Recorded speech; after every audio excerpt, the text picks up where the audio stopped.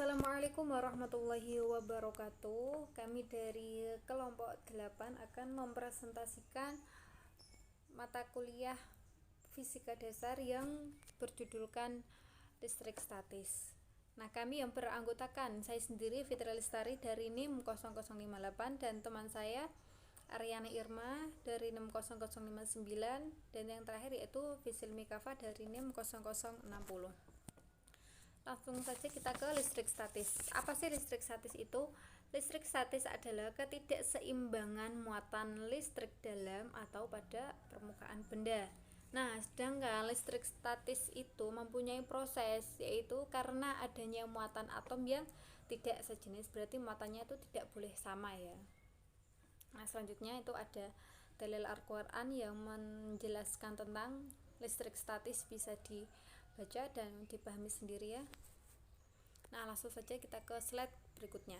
Pada gejala kelistrikan, kita itu kan pasti mengetahui ya bahwa pada listrik itu terdapat dua muatan, yaitu muatan positif dan muatan negatif. Nah, seperti gambar di bawah itu ada contoh anak kecil yang menggosokkan bola ke kepala dan rambutnya itu antara bola dan rambut itu terjadi proses saling tarik menarik. Seperti itulah proses terjadinya listrik statis. Nah, yang kedua yaitu ada penggaris yang sebelumnya itu sudah digosokkan ke kulit ataupun ke rambut, kemudian ditempelkan ke serpihan kertas. Nah, akhirnya serpihan kertas itu menempel ke penggaris tersebut gitu. Nah, selanjutnya ini ada muatan. Nah, tadi kan udah saya sebutkan tadi di depan itu ada dua muatan, ya, muatan positif dan muatan negatif.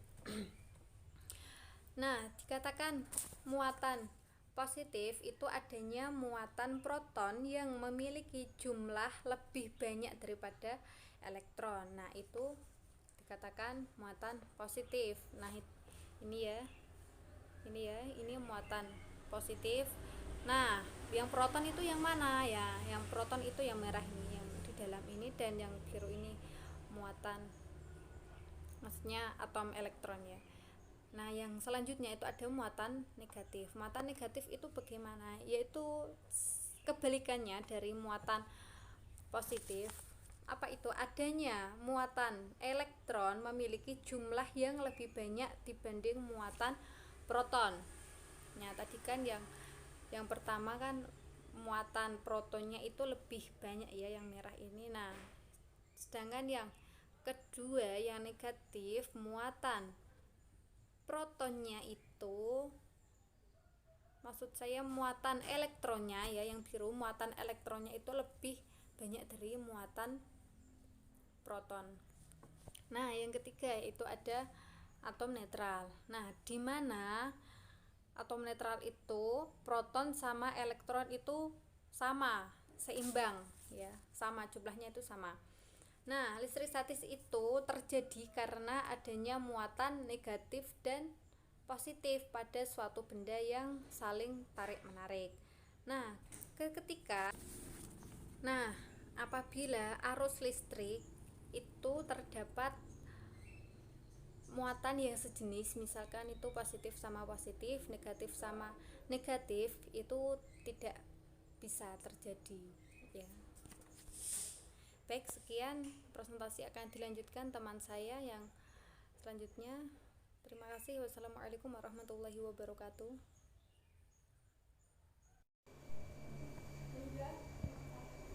Kemudian, hukum Coulomb merupakan apabila besar gaya tarik atau gaya tolak-menolak antara dua benda bermuatan listrik berbanding lurus dengan muatan-muatannya dan berbanding terbalik kuadrat jarak antara keduanya. Rumusnya yaitu F sama dengan K dikali Q1 dikali Q2 per R kuadrat. Keterangannya, F yaitu gaya Coulomb atau gaya tarik-menarik, satuannya Newton, kemudian Q besar muatan, dan R yaitu jarak antara dua benda bermuatan, satuannya meter, dan K yaitu bilangan konstanta pembanting, yaitu 8,99 dikali 10 Newton meter Coulomb. Besar satuan Coulomb yaitu 1 mikrokolom sama dengan 1 dikali 10 pangkat min 6 kolom. Kemudian 1 nanokolom yaitu 1 dikali 10 pangkat min 9 kolom. Dan 1 kolom yaitu 1 kolom. Selanjutnya yaitu kuat medan listrik atau E. Kuat medan listrik sering juga disebut intensitas medan listrik. Untuk mengetahui besarnya kuat medan listrik, kita harus meletakkan muatan uji di tempat tersebut. Mempunyai rumus yaitu E sama dengan K dikali Q per R kuadrat atau sama dengan F per Q. F yaitu gaya listrik kolom ya satuannya Newton. K konstanta pembanding yaitu 9 dikali 10 pangkat 9 Newton per meter kolom. Kemudian Q muatan sumber atau kolom, kemudian Q muatan uji satuannya kolom, dan R jarak antara muatan sumber dan uji satuannya meter. Selanjutnya yaitu energi potensial atau EP. Energi potensial listrik adalah besaran skalar dalam perhitungan tanda muatan disertakan ke dalam rumus. Energi potensial total suatu sistem muatan akan sama dengan jumlah aljabar energi potensial listrik setiap pasangan. Rumusnya yaitu EP sama dengan K dikali Q1 dikali 2 per R sama dengan Q dikali V. Keterangannya itu EP energi potensial satuannya Joule, K konstanta kolom yaitu 9 dikali 10 pangkat 9 Newton meter kuadrat per kolom kuadrat. Kemudian Q muatan sumber atau muatan listrik yang menimbulkan medan listrik satuannya kolom. R yaitu jarak muatan dari Q kecil ke Q besar atau satuannya meter, dan R besar jarak antara muatan. Selanjutnya itu potensial listrik atau V. Potensial listrik dapat didefinisikan sebagai usaha yang diperlukan untuk memindahkan muatan positif sebesar satu satuan dari tempat tak terhingga ke suatu titik tertentu. Mempunyai rumus V sama dengan W per Q. V sama dengan beda potensial listrik satuannya volt, W sama dengan usaha satuannya joule, dan Q muatan listrik.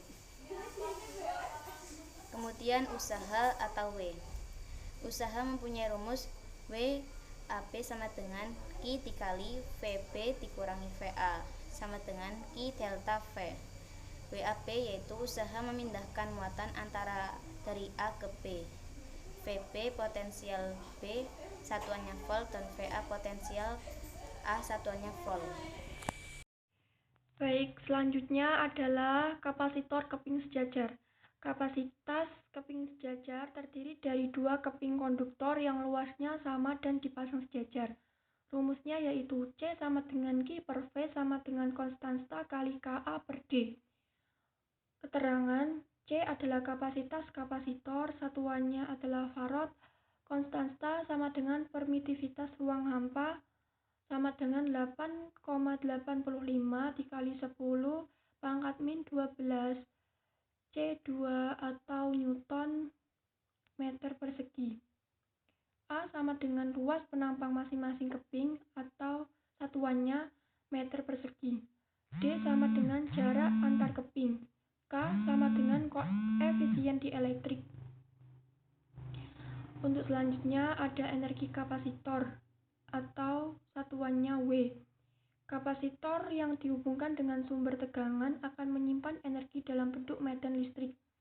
Besarnya energi listrik yang tersimpan dalam kapasitor sama dengan usaha yang dilakukan untuk memindahkan muatan listrik dari sumber tegangan ke dalam kapasitor tersebut.